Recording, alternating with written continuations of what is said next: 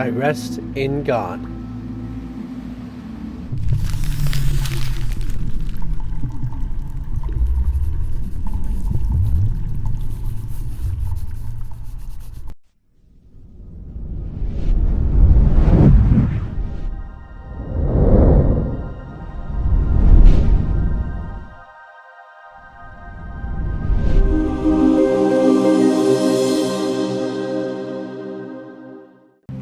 This is always a pretty phenomenal concept, even just right off at the beginning of just thinking of what that means and just having a concept of any idea, regardless if it's the proper way or a delusionary, crazy way of understanding what it means to rest in God.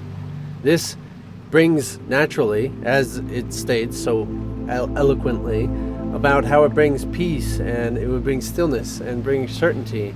And all of these different variables will naturally fall into place when you recognize that you rest in God. Now, this is a statement I would rather take into how is it that you rest in God and what does it mean to be resting in God, opposed to why you should enjoy resting in God, right? So in the sense of what the idea of resting in God is all about, is to recognize what everything is. And this is why it brings and includes everyone, because of what that, say, dreamer perspective is. Now, we like to have this idea, regardless of how spiritual you have been or anything, involving yourself in the world, there is this constant seeming barrier where you make this idea of God as separate from yourself. Now, even if I was to say and come to the convincing you that you are one with God, you would still have an idea that maybe somebody else is not, or someone else is something else opposed to being one with God also. So it's a little tricky, because in the same sense it has to include everybody. And so in that same, what that dreamer mind perspective is kind of where that's going, is that if you recognize what, say, the dreamer's mind is, then you realize that everything is resting. Like sleep. Sleep is a rest, right? I rest in God. So as much as one would say and can twist it in all sorts of different ways, to say that God is asleep, oh, that's a misunderstanding, confusion. Oh, to say the Son of God is asleep and all this stuff, it really gets your mind tossing and turning, trying to figure out what is it, who am I, what is this, what is that, and you can't really see it, you can't really understand it, because of what you are in God. Because of what you are in God, you have a limitation of what you can understand. Okay? Understanding in the sense of the intellect, understanding has a limit and it cannot be exceeded. The exceeding part is no longer what intellect is. The exceeding and what you exceed is no longer your individual self. That's what this is getting out of the ego stuff is all about.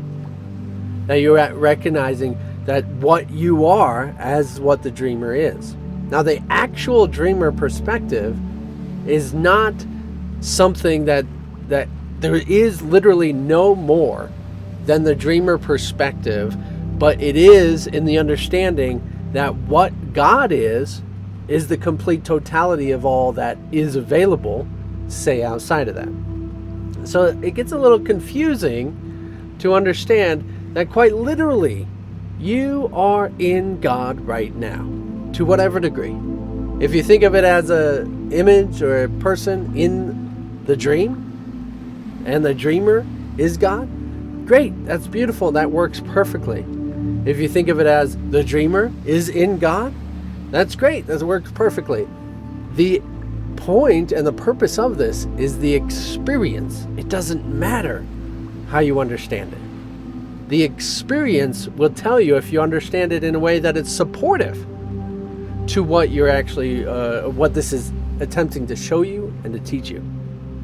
So if you recognize through the experience of exactly what it's talking about, the respite, having the peace and the tranquility and all these wonderful things that you can think of, knowing that love is the experience. So if you have an idea of what this means and you're not actually having first-hand experience of it, that would tell me that you're not actually understanding it. That understanding is kind of the gateway, the doorway to allowing yourself to have that experience. So when you say, I rest in God, and you're more like, well, I need a cushion, it's not very comfy over here, then you're misunderstanding what it's talking about. So then there's another way. You got to keep thinking about another way, figuring out that your guidance system, not just leading the way, but the one directing your attention is your thought system. So if you're not going in the direction with your thought system, then you're not going to have the experience. The experience does not come without the thought system. The understanding is directing it. So as much as we would like to say that, oh, it's just your heart opening up, it's like, if you do not understand your reality, your heart does not open up. So as much as we want to say, if it's understanding it correctly or incorrectly, makes no difference. It's the fact that you understand it in a way that it opens your heart up. Think of children. They don't have necessarily a proper way of understanding the world like you might say they don't, but their heart is open. In their understanding of the way of the world opens the heart. So it's in the way of understanding, not the understanding. So it doesn't matter if you understand this correctly or incorrectly. It's the way in which you believe and understand that you understand it correctly, that it has the experience of it. So yes, heart energy in that whole realm, it's directed by consciousness. As I teach also energy immersions course series and different things, is that energy is directed by consciousness. Conscious direction moves and opens up your energy. So nothing happens if you have no conscious direction of it. Now, of course, then it gets into the subject of unconscious direction, but that really is another subject. We're just simply recognizing the experience is the rest. The understanding is directing the rest. You get the rest, not the rest of all of it, but the rest in God. You get the respite when you recognize that you understand it. Not necessarily correct or not. Don't get this caught up into, do I understand it right or not? It's the fact that you understand that you rest in God. It doesn't matter the imagery and the ideas that you have of it. It does.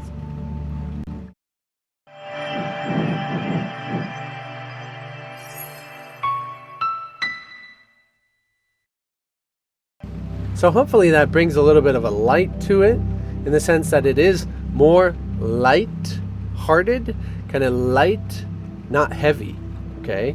It's light. And so if you get weighed down by your way of trying to comprehend it, trying to understand it, it's going to be troubling. It's going to be difficult. It is not your understanding. Your understanding, you're choosing to not understand.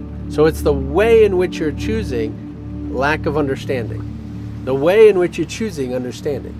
It doesn't matter what that understanding is. We just have to emphasize that. So if you understand it in a deity and you're praying to some deity, you allow that to happen. You make that happen. And so you experience the rest from that praising the Lord of whatever it is. Okay? But it's not from the ideas that you have of that Lord. Okay? It is from your opening up to your possibilities of having that happen. You make that happen. That's what magic is. Are you going to make it the deity, or are you going to recognize that you make the deity work? Regardless, your mind changes. So if you recognize that someone takes the guilt from you, or you don't have the guilt. Either way, you recognize respite from guilt.